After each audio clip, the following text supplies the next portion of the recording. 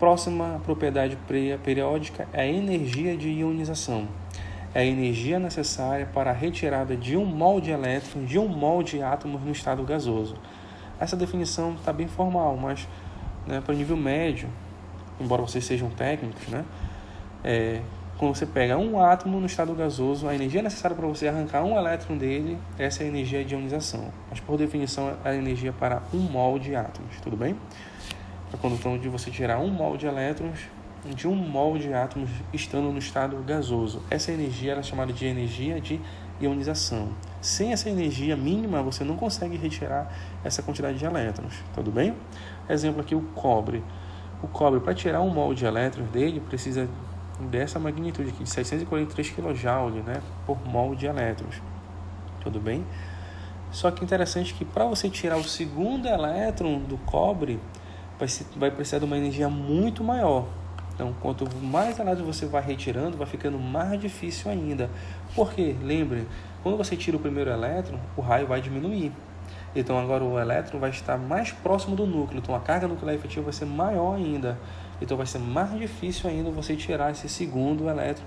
E mais difícil ainda seria tirar o terceiro e por diante, tá bom? Então, aqui, ao longo do período, como é que vai acontecer? Quanto maior a carga nuclear efetiva, o elétron vai ficar mais preso ao átomo. Então, mais energia necessária vai ser para tirar esse elétron, tudo bem? Então, quanto maior a carga nuclear efetiva, maior será a energia de ionização. No grupo, ao longo do grupo, o que vai acontecer? Quanto menor for o átomo, mais próximo ele vai estar do núcleo, mais atraído ele vai estar. Então, vai ser mais difícil tirar esse elétron, tudo bem? Então, nós temos esse padrão da energia de ionização na tabela periódica. Isso para os elementos representativos, tá bom? Então, vê que ela tem uma tendência de aumentar para a direita. Entretanto, a gente consegue ver uma diminuição aqui no boro e uma diminuição aqui no oxigênio. Então, aí não segue um padrão de aumento para a direita. Eles têm certos... Nessa figura a gente consegue verificar. De 900 vai para 799. Então, houve uma diminuição no boro e também uma diminuição no padrão aqui no oxigênio. Por que isso ocorre? Bom, vamos entender que o boro, a distribuição eletrônica dele tem essa, termina em 2p1. Então, aqui no subnível P, ele tem apenas um elétron aqui no orbital. Então, para ele perder esse elétron, é favorável ele perder esse elétron. Ele quer perder esse elétron, porque quando ele perder esse elétron, o que é que vai acontecer? Perdendo esse elétron aqui, todos os três orbitais vão ficar vazios. Então, vão ficar simétricos. Então, para você buscar a estabilidade eletrônica, também a simetria é um fator que influencia. Tudo bem? A mesma coisa acontece aqui com o oxigênio. Ele tem 4 elétrons no subnível P. Está aqui a distribuição de acordo com a regra de Runge. Se ele perder aqui um elétron, vai ficar vazio. Vai perder aqui um elétron e cada orbital vai ficar com um elétron tendo uma simetria. Então, buscando a estabilidade eletrônica também, ela depende da simetria dos orbitais. Então, por isso que é favorável o oxigênio perder o elétron. Obviamente, houve uma diminuição da energia do que era esperado para o oxigênio. A mesma coisa que podemos observar aqui para o manganês e para o ferro. Olha aqui o manganês. Ele tem a configuração eletrônica 3d5 e o ferro tem a configuração eletrônica 3d6. Então, aqui existe um elétron em cada orbital do subnível D para o manganês e bem aqui vai ter um par de elétrons nesse orbital para o ferro. Então, quando perder o primeiro elétron, que está no subnível S, que é o anterior, tá? Antes daqui tem aqui o 4s2, antes do D5 tem o 4s2, também para o ferro também tem o 4s2. Então ele vai perder os dois primeiros elétrons, que vai sair da camada de valência. É do 4s que vai sair os dois primeiros elétrons aqui, tanto para o manganês quanto para o ferro. Por que vai ter essa diferença? Você está saindo do 4s, porque tem diferença aqui de energia para o manganês e para o ferro, porque ambos são elementos químicos diferentes, têm número atômicos diferentes, então a força que está sendo puxada são diferentes, tá bom? Mas olha aqui o terceira energia de ionização, né? Para o manganês, a energia é muito maior, é mais de 3.000, né? E para o ferro é 2.956 aqui, acho que kJ por mol. Por que isso acontece? Para o ferro, é favorável ele perder esse elétron. Porque ele perdendo esse elétron, ele vai ficar com um elétron em cada orbital, vai ter uma simetria. Já o manganês não, se ele perder o elétron, vai sair o elétron daqui. Vai ficar com um elétron vazio, um orbital vazio. Então, não é favorável que esse manganês perca o elétron, então ele não quer perder esse elétron, então ele vai precisar de muito mais energia, tá bom? Então, aqui o elétron do ferro sai, ficando cada orbital com um elétron. Interessante que a energia de ionização é um parâmetro experimental que confirma a distribuição por camadas, né? Quando você tem um aumento abrupto da energia de ionização, é porque esse elétron saiu de uma camada mais interna. Então, por exemplo, aqui temos o magnésio. Ele teve a primeira energia, a segunda energia de ionização, a terceira já foi um aumento muito grande da energia. Por quê? Esse terceiro elétron saiu da camada mais interna. Realmente, o magnésio só tem 2 elétrons na camada de valência. Saindo esses 2 elétrons, o terceiro vai sair de uma camada mais interna. Então, esse quadro aqui explica essa situação. Tudo bem? Próxima propriedade periódica é a afinidade eletrônica. É a energia envolvida para se adicionar 1 mol de elétrons em 1 mol de átomos estando no estado gasoso. É como se fosse o inverso da afinidade eletrônica, do potencial iônico, na energia de ionização. Bom, quando o átomo no estado gasoso recebe o elétron, ele pode perder ou ganhar energia. Essa energia envolvida é chamada de afinidade eletrônica, tá? Como é que nós calculamos essa energia? Através do ΔH do ganho de elétrons, né? Lembrando que pode ser um processo endotérmico ou exotérmico. Endotérmico, né, quando ele absorve energia; exotérmico é quando ele perde energia. A afinidade eletrônica, o valor da afinidade eletrônica é o menos o ΔH do ganho de elétrons. Tudo bem? Por que esse menos? É para ter um ajuste no valor. Por exemplo, se a afinidade eletrônica é favorável quando um átomo recebeu o elétron, ele vai doar energia. Então, se ele vai doar energia, o processo exotérmico ele é negativo. Então, esse menos aqui é para corrigir isso, fazer menos com menos ficar mais. Porque a afinidade eletrônica é que quanto maior a afinidade eletrônica, mais favorável é aquele átomo ganhar o elétron. Então, é para corrigir essa questão do menos que vai surgir aqui no ΔH quando ele for exotérmico. Claro, mas se ele for endotérmico, é porque você vai ter que doar energia para aquele átomo ganhar o elétron. Então, isso não é favorável. Obviamente, a afinidade eletrônica vai ser negativa nesse caso. Tudo bem? Bom, quanto mais positiva for a afinidade eletrônica, né, maior será a tendência a formar ânions. Tudo bem? E quem vai ser esses ânions? Os ametais. Então, a tendência dos ametais é formar os ânions. Tudo bem? Receber esses elétrons. Tá bom? Então, vamos ver. Quanto maior a carga nuclear efetiva, maior será a afinidade eletrônica. Tudo bem? Ao longo do período na tabela periódica.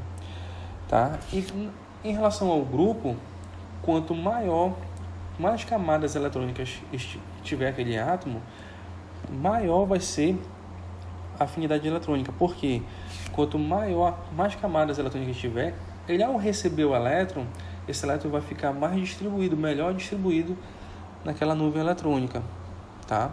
Então, muito cuidado isso daí. É diferente no nível médio, que lá a gente aprende, né? Não sei porquê.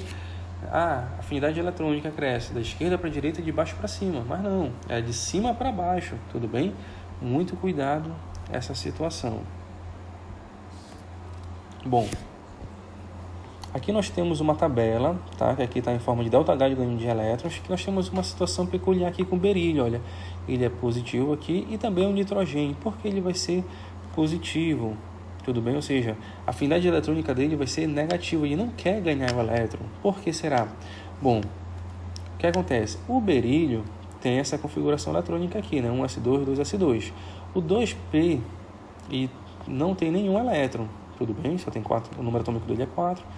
Quando ele receber o elétron vai ficar ocupando bem aqui, ó, esse orbital. Bom, vai quebrar a simetria, tá? Então, o berílio não quer receber esse elétron. Então, por isso que a afinidade eletrônica dele vai ser negativa. E a mesma coisa acontece com o nitrogênio. Ele já tem 3 elétrons aqui, um elétron em cada orbital, já está simétrico. Mas se ele ganhar um elétron, ele vai ficar para cá o elétron, segundo, quebrando a simetria. Então, por isso que o nitrogênio também não quer receber o elétron. Então, tem a afinidade eletrônica dele negativa, tá bom?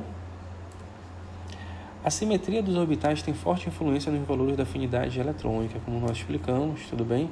Esse fenômeno também ocorre aqui com crômio e manganês, né? Ó, vê que se o elétron aqui no crômio for recebido, ele vai ocupar aqui o orbital 1s, tudo bem? Mas o manganês, se ele receber um elétron, ele vai ocupar aqui o 3d5, vai ficar 3d6, né? Vai quebrar a simetria aqui do subnível D. Então, por isso que o manganês ele é negativo. A mesma coisa acontece com o cobre e o zinco, tudo bem? Se o zinco receber, vai quebrar aqui a simetria, está até preenchido, né? Ele iria ocupar já o 4P1 aqui no caso, tá bom? O zinco iria quebrar a simetria dele, por isso que tem afinidade eletrônica negativa. Interessante é o seguinte, um átomo recebeu um elétron, beleza. Para ele receber um segundo elétron, sempre a afinidade eletrônica vai ser negativa. Sempre vai ser um processo endotérmico. Por quê? Como ao receber o primeiro elétron, ele ia se transformar num ânion com carga negativa. Então, para receber o segundo, ele vai ter repulsão eletrostática, porque o elétron é negativo, menos com menos se repele. Tudo bem? Então, segunda afinidade eletrônica, ela sempre vai ser endotérmica. Então, a afinidade eletrônica vai ser negativa. Tá bom? Próxima propriedade periódica é a eletronegatividade. É a capacidade que um átomo tem de atrair para próximo de si um elétron, né, um par de elétrons, melhor dizendo, de uma ligação química, tá? Então, tem átomos que estão ligados. Vai ter uma disputa de elétrons entre esses átomos. Quem puxar o elétron mais próximo de si vai ser o átomo mais eletronegativo, tá bom? Então, aqui nós temos os elementos mais eletronegativos, é o flúor, depois seguido do oxigênio, nitrogênio e o cloro. Nós temos essa tabela na escala de Linus-Pauling, né? Outra coisa interessante aqui, ó, não tem os gases nobres. Vê que os gases nobres não estão presentes aqui. Por quê? Os gases nobres não formam ligação química. Então, eles não teriam como medir, né, a eletronegatividade deles. Entretanto, né, xenônio, né, criptônio, já apareceram alguns compostos formados com esses gases nobres. Aí é possível medir, tá, a eletronegatividade para esses gases nobres. Existe um fenômeno chamado efeito pai inerte, um fenômeno interessante em que alguns elementos possuem um valor de carga 2 unidades a menos do que era esperado para o seu grupo. Então, por exemplo, aqui o índio, tá? Ele pode ter mais 1 ou mais 3. O estânio mais 2 ou mais 4. O antimônio mais 3 ou mais 5. Por que ele pode ter essas duas opções? Vou falar, o alumínio, ele pode ser mais 3, assim, ele não pode ser mais 1, só pode ser mais 3. Por que isso? Esse é um fenômeno chamado de par inerte. A partir, né, do terceiro período, já vai aparecer o subnível D. Tá? E o subnível D, ele não tem um efeito de blindagem, né, elevado. Tá? Como nós falamos lá mais anteriormente no vídeo. Tá bom? Então, e outra coisa também, o orbital S, tá? O orbital S, ele existe um fenômeno chamado, né, de penetração, o efeito de penetração maior. Eu vou mostrar aqui no gráfico o que significa isso. Então, a densidade eletrônica do subnível S, do orbital S, ele tem aqui picos mais próximo do núcleo. Isso faz estabilizar o orbital S. Então, os elétrons que estão no orbital S, eles ficam mais estáveis. Tá? Então, ele só vai perder elétrons do orbital P. Vamos ver aqui um exemplo aqui do índio, por exemplo. Ó. O índio, ele tem o 5s2 e o 5p1 na camada de valência. Só que ele pode perder apenas um elétron aqui. Ó. Perdendo esse um elétron, ele vai ficar com carga mais 1, né? E também ele poderia perder mais 3. Mas ele pode perder apenas um elétron, porque esse 5s2 aqui, os 2 elétrons vai estar no subnível S, que pelo efeito, né, de penetração, ele fica estável, tá bom? Isso acontece com os demais elementos, você pode depois analisar isso, beleza? Existe também o que nós chamamos de relações diagonais, elementos que estão na diagonal da tabela periódica, como aqui os semimetais, que essa classificação hoje modernamente já não existe, mas em livros antigos aparece aqui os semimetais, né, elementos que têm características, né, intermediárias entre os metais e os ametais. Existem propriedades químicas semelhantes, tá? O boro, o silício, o germânio, aqui é uma que nós chamamos de relação diagonal. Existe também entre o lítio e o magnésio, eles podem formar nitretos, tá? Com bastante facilidade. O berílio e o alumínio, eles podem formar ácido de Lewis. O boro e o silício, né, possuem aspectos físicos bem parecidos, tá? Então esses são chamados de relações diagonais, que você pegar um livro técnico de química geral, e você vai verificar essas situações, beleza? Bom, então aqui chegamos na tabela periódica, como nós já analisamos várias propriedades desses elementos, tá? Não esqueça de algumas informações importantes como metais, ametais, elementos de transição, série dos lantanídeos, né? A série dos actinídeos que estão aqui, tá bom? Então essas também a localização do elemento químico na tabela periódica é extremamente importante. Quando formos estudar lá na frente as ligações químicas, tem que estar na ponta da língua, tá bom? Então qualquer dúvida, volte um pouco no vídeo. Esse vídeo foi